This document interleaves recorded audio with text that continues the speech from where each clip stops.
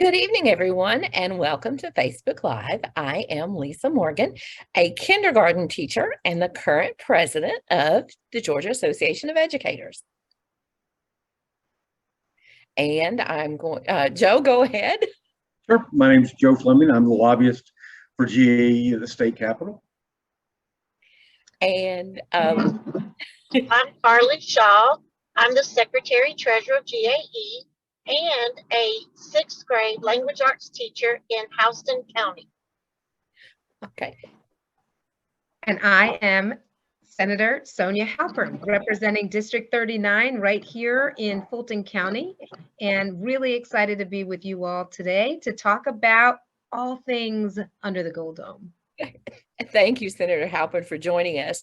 And our Vice President, Sharon Doe, is on her way. We all know, those of us in the classroom, we know what happens getting out of your classroom and getting home, and Senator Halpern is still in her office at the Capitol, much like happens with us as educators. So, Joe, I'm going to let you start and give us the grand overview of what's been happening. Well, I'll be brief because there's nobody better to do it than Senator Sonya Halpern. She is a good friend of GAE. I'm delighted she's back on the education committee for this session. We'll need her help. There'll be some good bills going to that committee, and there'll be some bills that are not friendly to public education probably going to that committee as well. But the session convened last Monday, January 9th.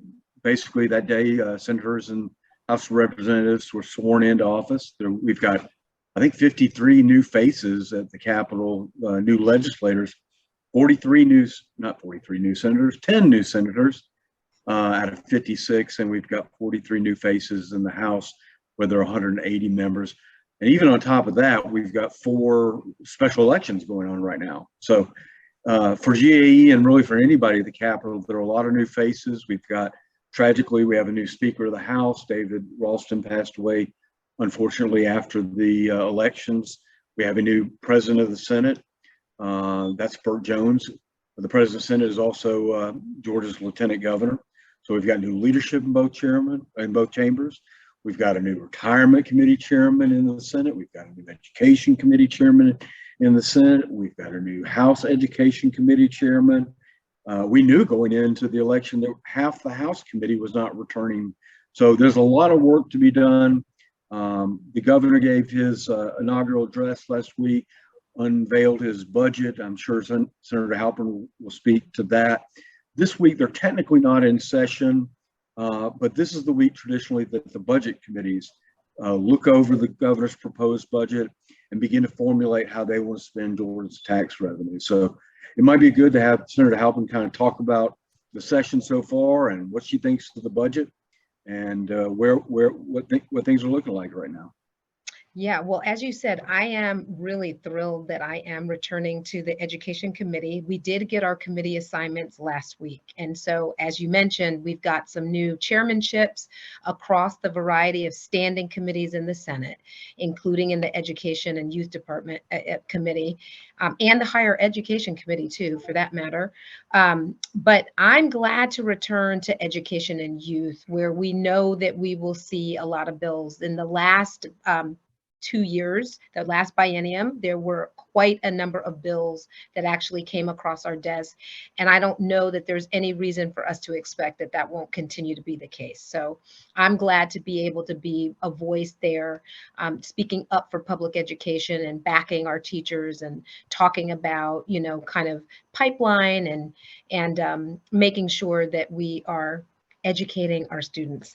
But we did go back into session last Monday, and we have already, so just many of you out there probably do know this already, but just to provide some context, we are constitutionally mandated to go in session the second Monday of January. And by the Constitution's mandate, we also have a 40-day legislative session. And so we have already used 4 of those days last week. Last week felt really topsy-turvy, though, to be very honest, because it's like we were in the chamber. And then, of course, Monday was also National Championship Football Day. And so I did not go out to LA, but several people went out to LA, which meant that we were not back in the chambers on Tuesday because everybody was busy celebrating the Dogs' second win. And now we're hoping for a three-peat. We did go back into the chamber on Wednesday. And then Thursday was the inauguration.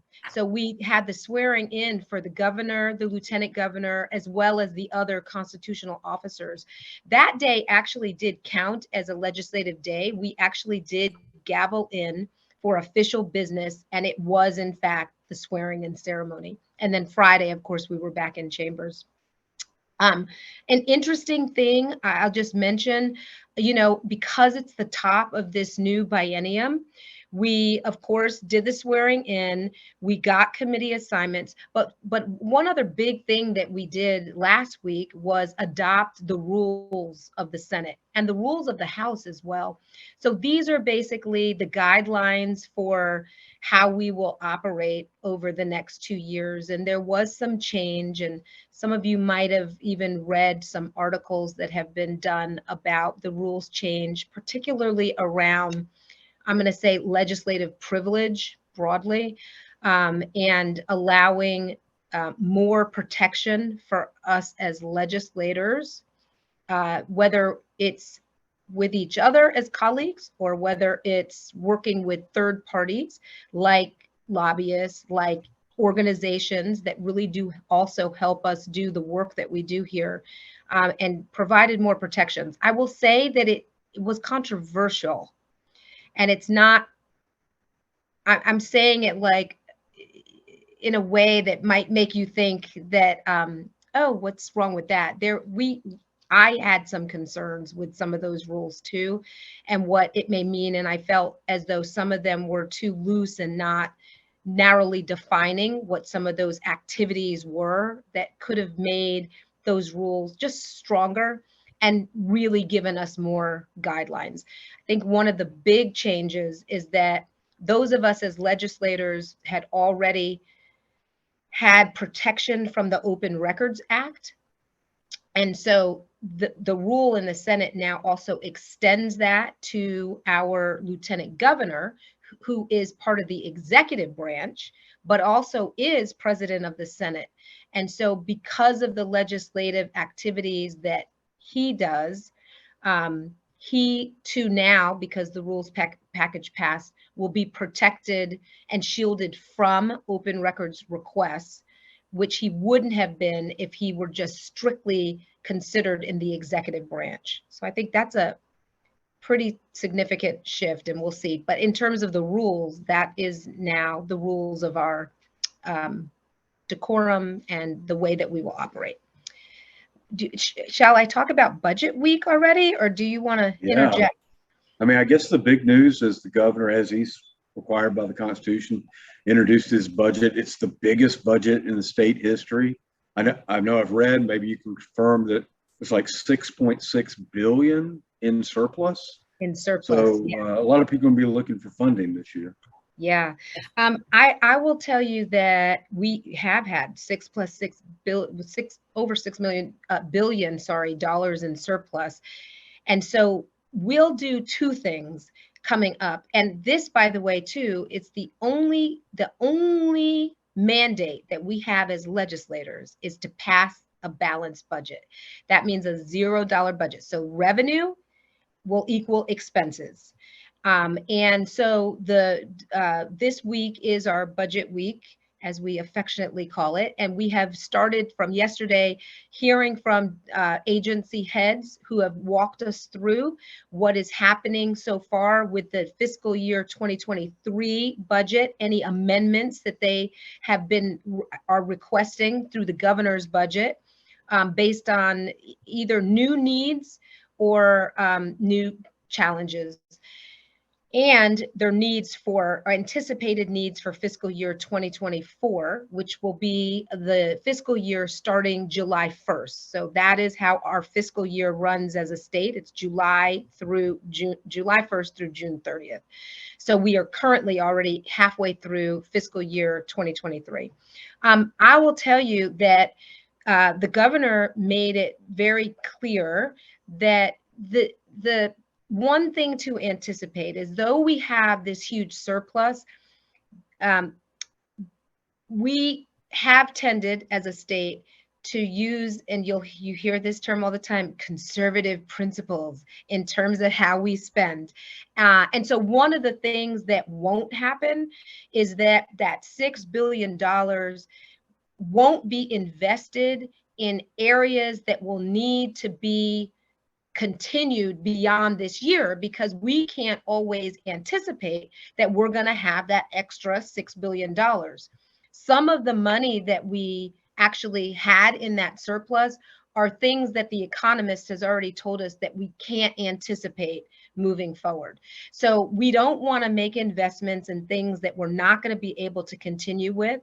So there will be one-time investments that can really help catapult a particular program. But if it's going to be a need that's going to need to be, reappropriated year after year, I think that you'll find that we're going to be, as a state, less likely to try to invest dollars in those things. So the good news is, though, on the education front, salaries, teacher salaries, the governor's budget has built in $2,000 pay raises right off the bat. And that, of course, will be something that will be ongoing.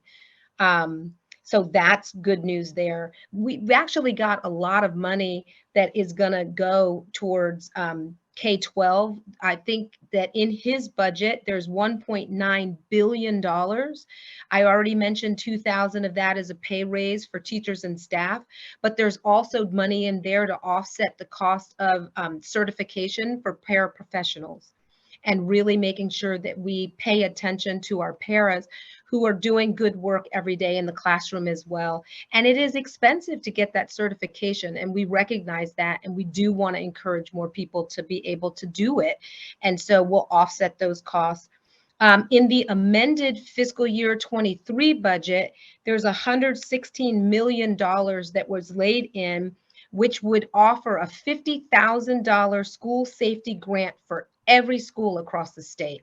So every school will have $50,000 that they can use towards safety. I don't yet know if there's any things that are, I don't know exactly what will be considered qualified to use that money for. I'm waiting to get that information, but I think that it's a testament to our understanding that, there's a lot that is happening in our schools, and we need to allow the schools for themselves to decide how they want to reinforce safety. And the money will be there for them to be able to do that, which I think is a great thing. We've also got a $24 million increase in the budget for school counselors. I think that's one thing that we've been talking about for quite a while, that our ratio is not where it needs to be. And so I don't know that this 24 million additional is going to get us where we need to be, but at least it helps us move in the right direction. There's also another 25, well, maybe not another, there will be $25 million in the budget for learning loss grants. We know so many students, right, have come out of the last couple of years in COVID, and there's work to do to get students back up to where we think that they need to be. And so there's money that's put into the budget for that. 25 million sounds like a lot, but gosh, I don't know, when we when it's all said and done, it's probably not what it needs to be, but at least it is an acknowledgement that our students have suffered. Yeah. And our teachers have a lot of extra work that they've got to do to bring those students back up to where they should be for their grades. And so it is at least an acknowledgement of that. we talk all the time and say that our budget is a reflection of our values and our priorities. And so there are some very good priorities that have been laid into this budget that I feel good about. And those are the ones that I have just ticked off for you. I'll say on the education side, although this is not K-12, there's money, $61 million to bring the Hope Scholarship, I think, back to its original intention, which is great because right now you got GPAs are high. Now in this new world, it should be that if you have a B average, 3.0, you qualify for the Hope Scholarship, and it will get you to 100% of your tuition, which will be the first time that's happened in 10 years. So that's higher ed side, but I think that this budget, and education is always the largest percentage share of the overall budget. I think this budget gives some indication that we have understood some of the priorities as you guys have outlined them. I'm not trying to suggest that we are doing it all. There is so much more room for us to grow and do more of the things that we need to do. But there's money there, and we are definitely investing it in more of it into education. And so I think that's a positive. Yeah. I'm gonna let you guys give me some feedback. What do you think? I mean, there's a whole bunch of other things that I didn't name that we're probably not doing that are huge priorities as well. But I thought I'd share some good news first. Yeah. So Senator Halpern, I know Joe saw me cringing. I don't use the term learning loss because, and here's why. Our children didn't lose learning they had. So they lost the opportunity to learn those things at that time. And it's not lost. I appreciate that. I really do. I mean, one of the things that I have said that we also haven't, like, we're defining what that learning should have been, right? I think our kids actually did learn quite a bit. We just don't we have not agreed to prioritize the kinds of learning that they had and deem that valuable also. Right. So we tend to focus so much on just the academic piece. We talk about the social emotional piece, but they did learn things that they will carry with them through time, and we should think about and nurture those things a little bit more too. And so but I was proud that the state superintendent did catch it that way, that the children lost some opportunities and we need to give them the opportunities. We all know that the pandemic, which isn't over, by the way, it's still there. People are still getting sick. Children, it was trauma, and it was traumatic for children and educators and everyone. And I think the number one thing that the majority of our children did is they survived that. Yes. And that in itself needs to be celebrated. And then, we can always go back and help them get those concepts that they might have missed along the way. The other thing that I think we at GAE are very excited about, Joe shared the video with me earlier, is one of our priorities this year is the PSERS, the Public School Employee Retirement System. Yes. And that's the retirement system that our cafeteria workers, our bus drivers, our custodians, and our maintenance personnel are in. And we were excited that Senator Robertson asked the question today about those people in the hearing. So want our members to know that the work we've been doing over the past year, and I will once again thank, because this is my first time to publicly do this, I want to publicly thank those members from Valdosta that got on that bus on a Saturday morning to come to Columbus, and all of our GAE retired members who came to that hearing in Columbus. It's obvious that made an impact. And so we are excited about that. And I have to publicly thank them because it was the Saturday before Christmas, and they came to speak on behalf of these employees. So we're so grateful, and we're so thankful that Senator Robertson took that and is keeping that, even though he's no longer chair of Senate retirement. Just so you know, Senator, the public school employees retirement system is not a part of TS. It's operated under the state employees plan, but the average retiree gets about $280 a month in retirement. Some of these are, and when I say ESPs, we're talking about cafeteria workers, school bus drivers, maintenance personnel. This is their retirement system. So they get $280 a month, and so many of them working in school districts where the school system is not participating in Social Security. So they're expected to live, I guess, on $280 a month, which is just unbelievable. Yeah. So it's something I hope that we can spend more time talking about. I am appreciative of Senator Robertson's leadership on this. Also in the budget, and I don't want to be critical, I'm very appreciative that the governor's put pay raises in there. Two things to watch play out. One, the pay raises only go, as I understand it, to QBE funded positions. So you're going to have this weird dichotomy, I'm not sure that's the right word, but weird thing in schools where some of the employees, their salaries paid by the state, they'll get a pay raise. Some of the employees are paid out of local funds, they won't get a pay raise. Right.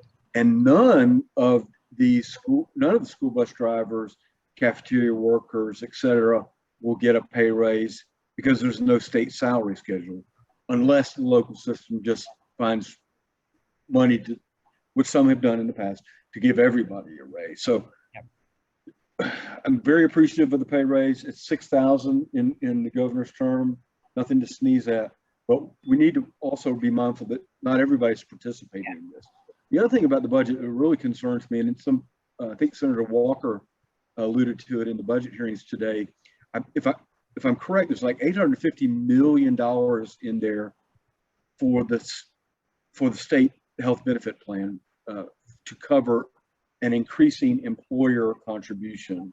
In other words, the cost of insurance is going up. The state recognizes that and is giving $850 million, I think, to help offset the employer cost of that. Again, not everybody participates in the state employees health system. So you may have employees sitting on a bench out front of school, one saying, isn't that great that the state just kicked in more money for my state benefits? The other's going, I don't have to do it. Right. Right. Well, so I think Senator Tillery and Chairman Hatchett are aware of that, and the governor's probably aware of it too. And there may be a solution out there that I don't know of, but there are two things that I think are important to watch there. Go ahead. yeah, I wanted to say, my understanding, and I hope I'm correct on this, is that this increase that is happening now for the employer portion is only for certified employees.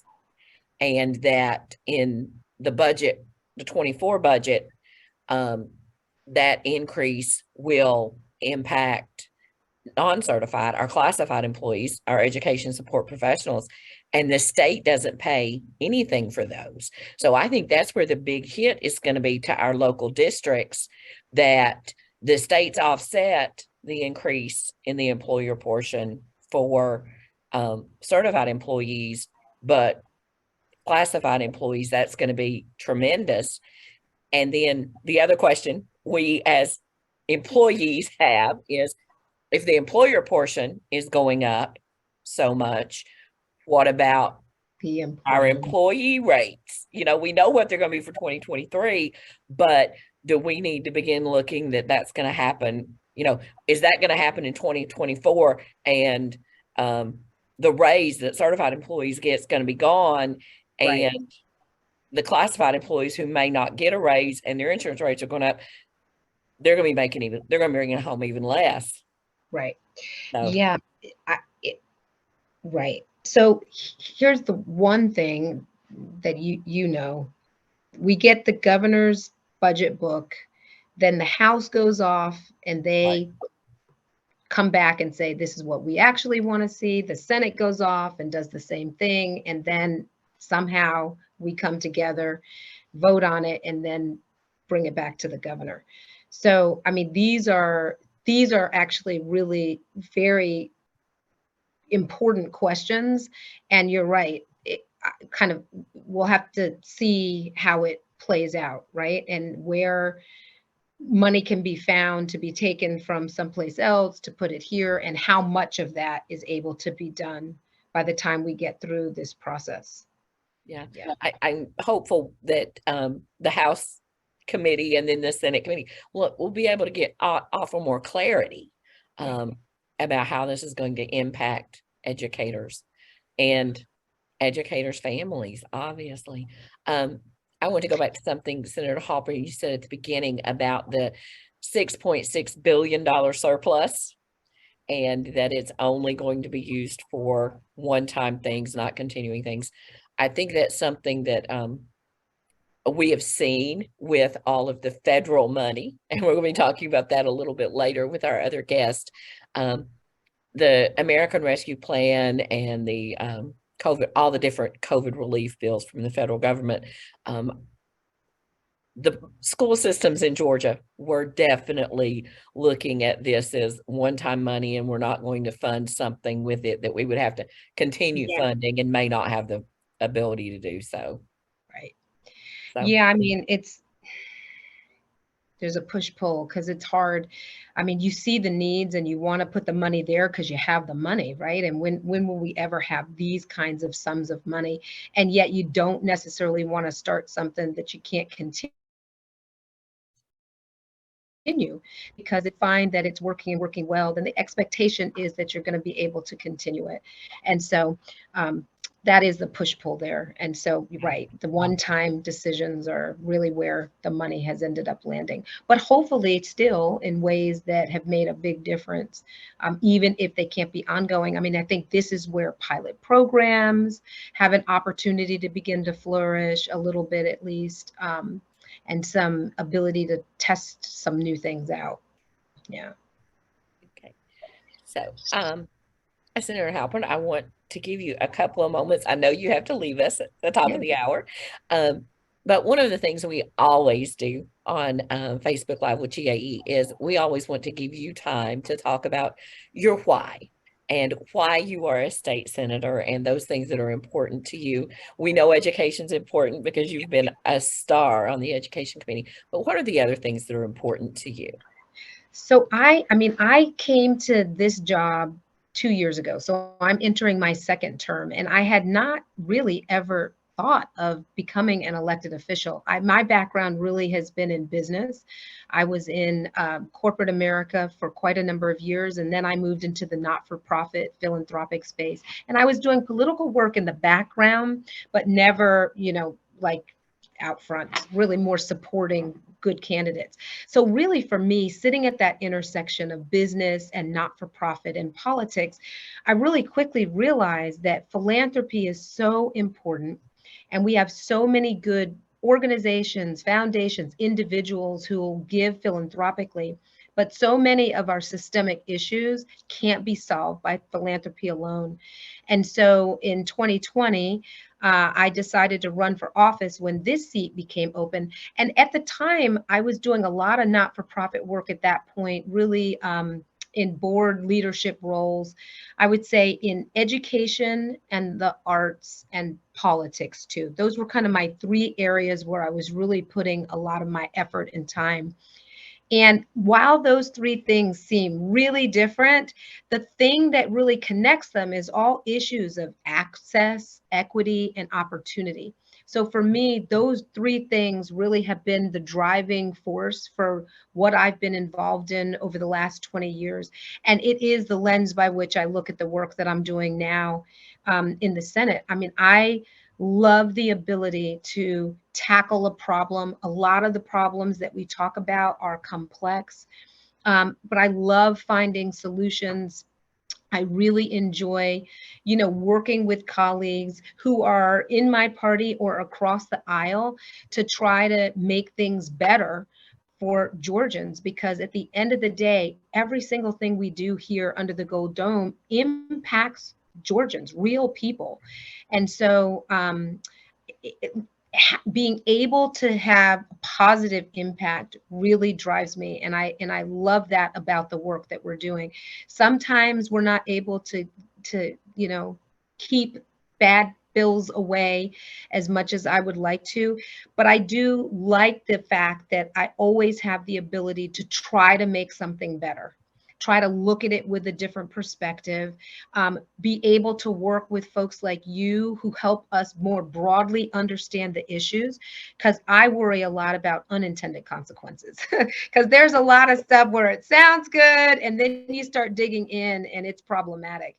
So it's really the ability to relationship build, the ability to try to get good things done and impact Georgians in a positive way. So I appreciate it. And I enjoy so much working with you all. You guys do such good work, and you really help me and everybody else who's a legislator really understand the issues more thoroughly. So I appreciate you for that.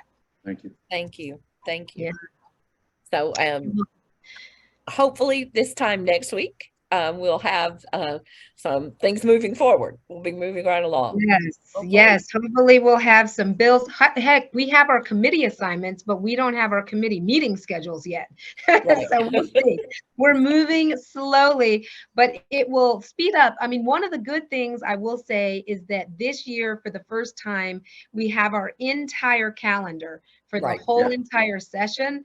So great. we know which days we're not meeting. We know which days are crossover and sine die. So it will start to speed up pretty quickly.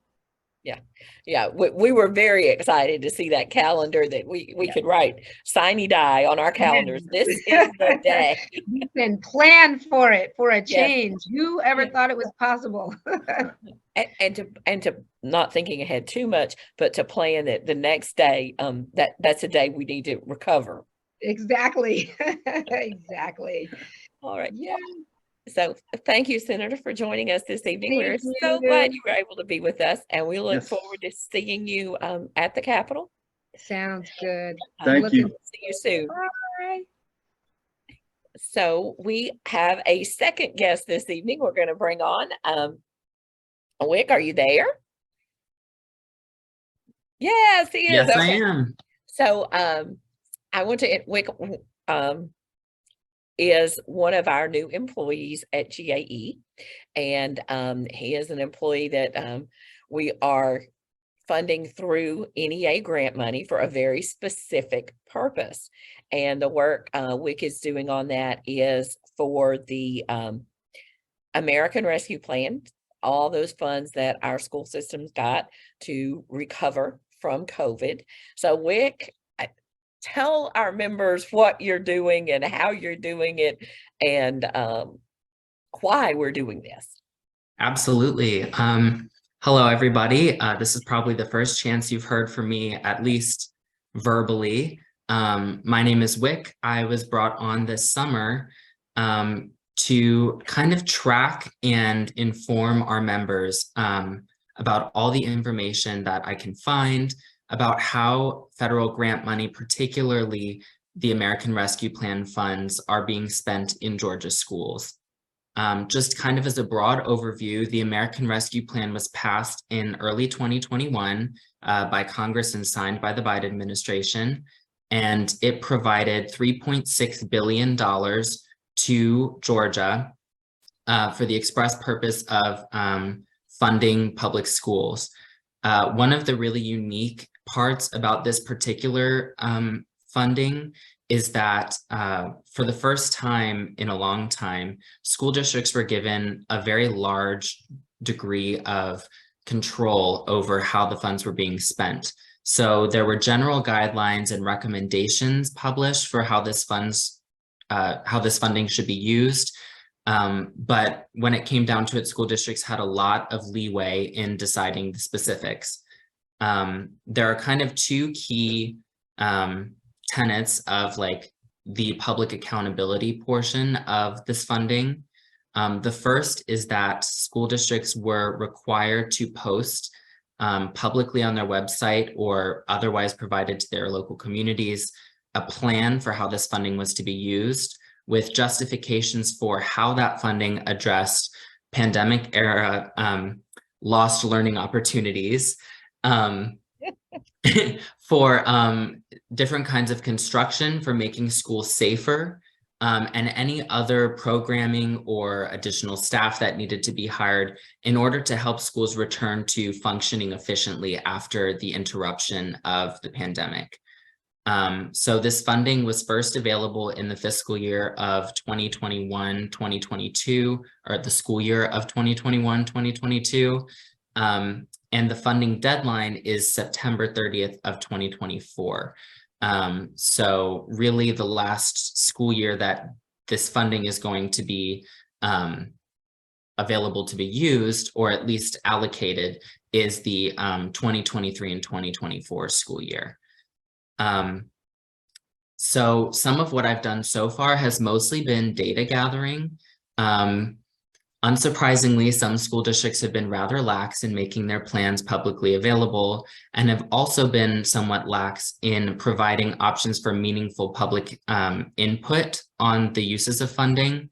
That has been a requirement from the beginning of this plan, that parents, students, teachers, and other stakeholders in school districts, particularly ESP personnel, have an opportunity to offer perspective on what kinds of what funding initiatives would be particularly successful, what would be a little bit redundant, what is maybe not needed, based on school districts' initial plan proposals.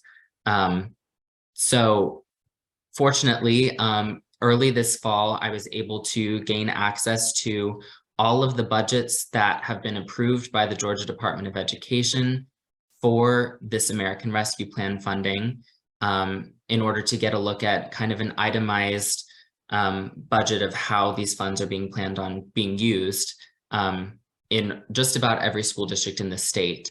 Now that I have that information, I'm working on creating infographics to make that information accessible, particularly to our members. So keep an eye out for that being included on our website.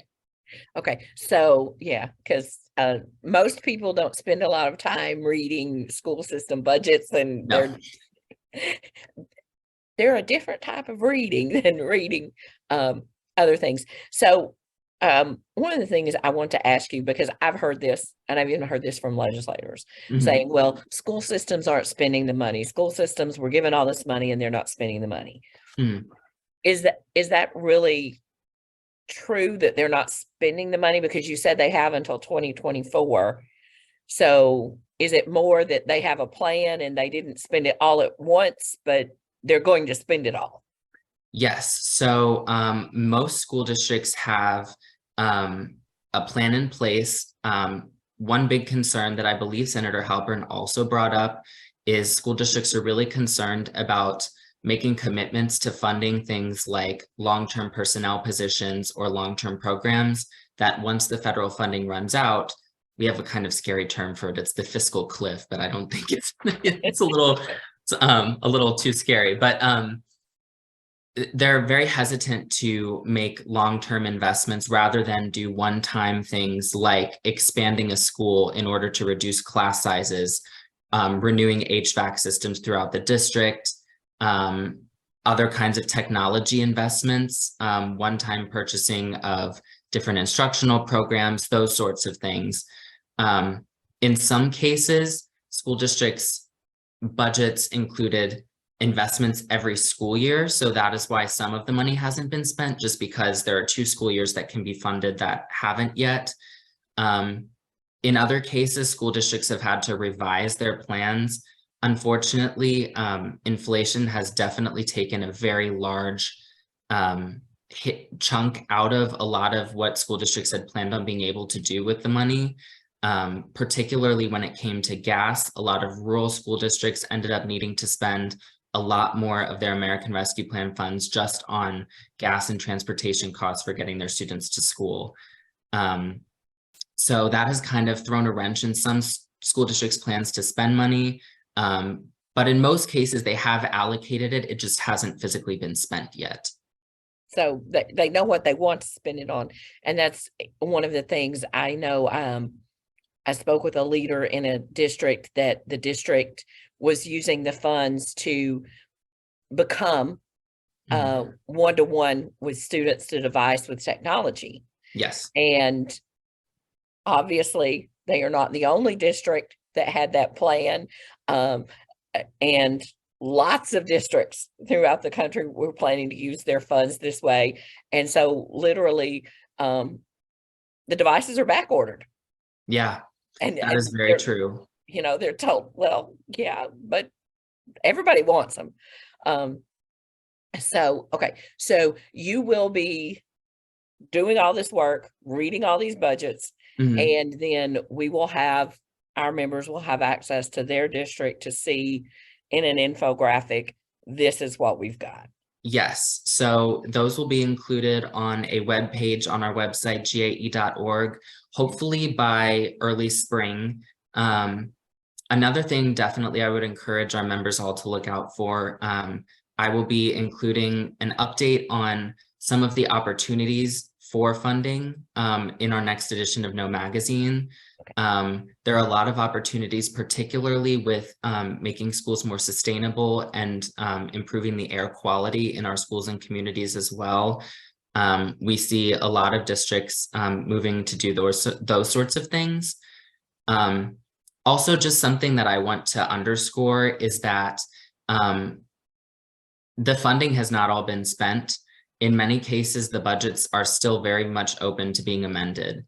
And so I would definitely encourage our members, please look on either your school's website or see if somebody in your federal programs department at the school district level has some plan, because you are absolutely still able. And in fact, we would definitely encourage you to make your voice heard on how those funds are being spent, because at the end of the day, there are a lot of decisions that are made by school board members who haven't necessarily been in the classroom about how funds are being spent. And it's really important that our members and just educators in general have a voice in these funding opportunities. It's not cut and dry at this point. It's still very much able to be influenced. Okay. So school boards can adjust those budgets to deal with rising costs in other areas, or if something is a more urgent need now than it wasn't. Yes. Okay, great. So we're happy to have you here. We're happy to have you working on this for our members. Joe and I are happy that we don't have to read more budgets, right, Joe? Happy to take that over. Because reading budgets is one of those things. But now I want to talk about one of the other things that we've roped Wyck into doing, and that separate from the American Rescue Plan, our vision at GAE is that every state legislator, and there are 180 of them, correct, Joe? 56. 236. 236, 180 in the House and 56 in the Senate. So there are 236 state legislators, and we have 25,000 GAE members. So every state legislator needs a friend from among those 25,000 GAE members. Joe and I are at the Capitol. Wyck's going to be joining us some. GAE, they know we are going to be there. They know I'm going to be there. But they need somebody that they know, that they see in Walmart, that they see at the grocery store, that they see at the barbershop. Each legislator needs somebody that they know lives in their district, knows the students in their district. And we want that person that's in their ear talking about public education to be a GAE member. And so that is the vision behind our legislative contact team. And so we are asking the legislative contact team to reach out to those legislators, introduce yourself. We want our members to do this. And Wyck's going to talk tonight. I wish Carly were here. She's with us in voice, but she was driving. Because this is one of Carly's favorite things. And Carly, we have once again this year our 2 clicks system. So we will be sending our members a link, and you click once on that link. And when it opens up, first time you do it, you're going to have to put your information in, your name, your address, all that kind of stuff. And then it's got a template there for you to introduce yourself to your representative. We really want you to make that introduction personal. It says, I'm an educator. Well, where it says educator, edit that. Mine's going to say, I am a kindergarten teacher. I have been teaching for 21 years.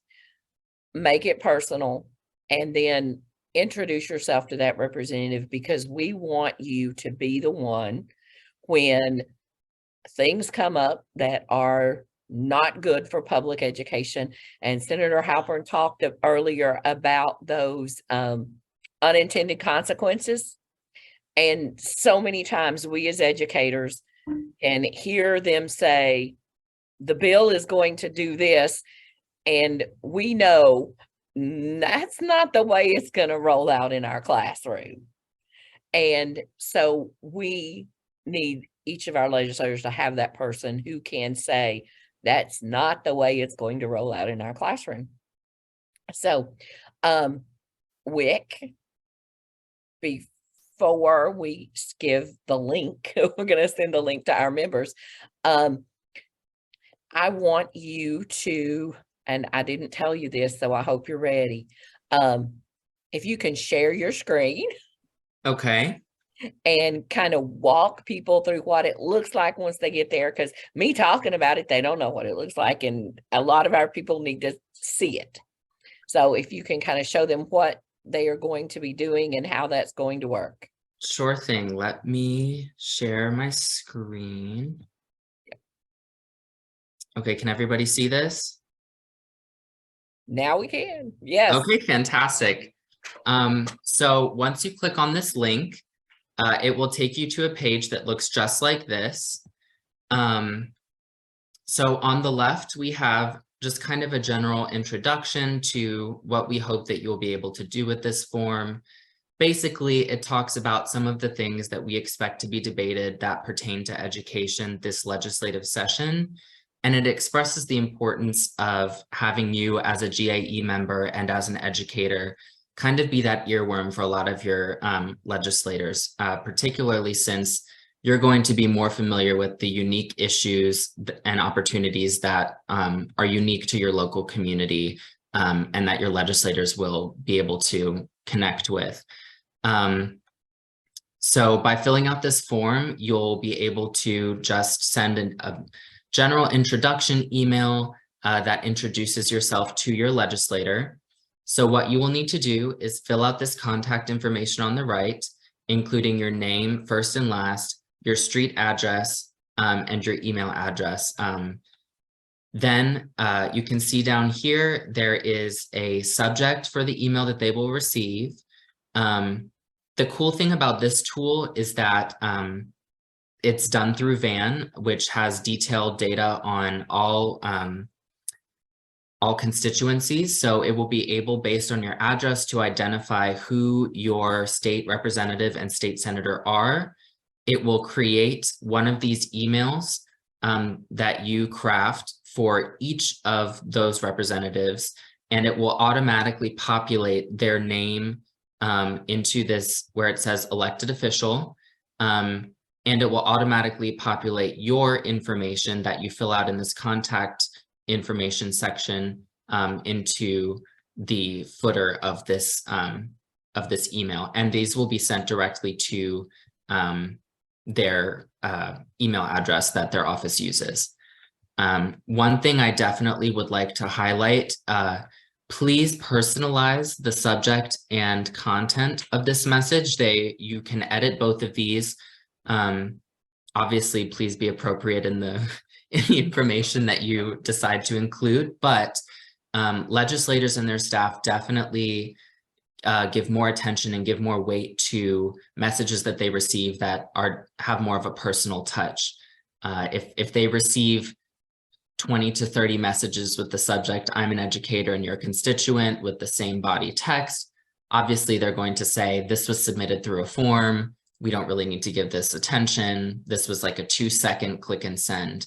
But if you include more personal information like your background or particular issues that you care about that they address this legislative session, they will definitely give much more weight to those messages, and it will begin a much more productive conversational relationship with your legislator over the session. As this is just an introduction, we hope that it'll just be the first of several similar communications that you have with your state officials. But this is definitely a good place to start, particularly since it can be personalized and sent to your particular officials through one tool. Okay, and I'm going to ask this question because I know members are going to ask. So I don't have to know who my state senator and who my state rep is. All I have to know is my address.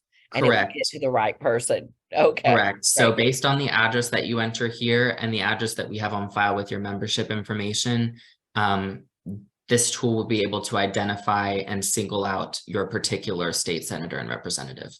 You don't have to know their name. Okay, yeah, because I know we have some people that we have lots of new faces down there, and our members are learning those new faces and names as well.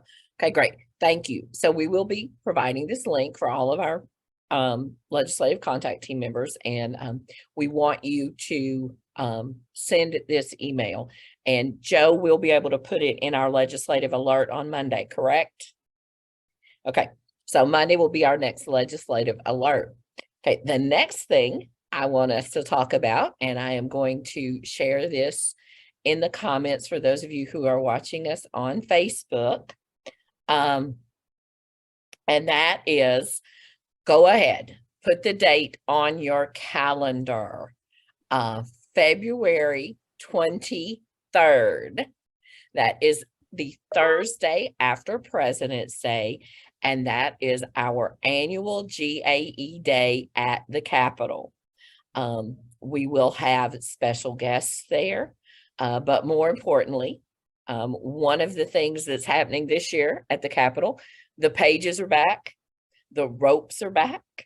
Joe and I will bring forms. Joe will have to, take extras a couple of times as we're down there between now and then. So we can help you fill out the form in the morning. So all you have to do is go up and hand it to our ladies, and the pages will go in, and you will be able to get that one-on-one time with your state legislator at the Capitol, GAE Day at the Capitol. I'm excited about that. Joe? I wonder if Helen will be back. That's what I was thinking, but I don't think we need to. Well, we have a secret. We have a member who works at the Capitol, Wyck, and so sometimes it's a little bit easier for us to get our forms taken in. I don't know. Yeah, I hope so. I hope so. Yeah, one of our GAE members, retired, coordinates or has coordinated the PAGE program. It's been shut down for 3 years because of COVID, so it has been more difficult to access legislators outside the chamber.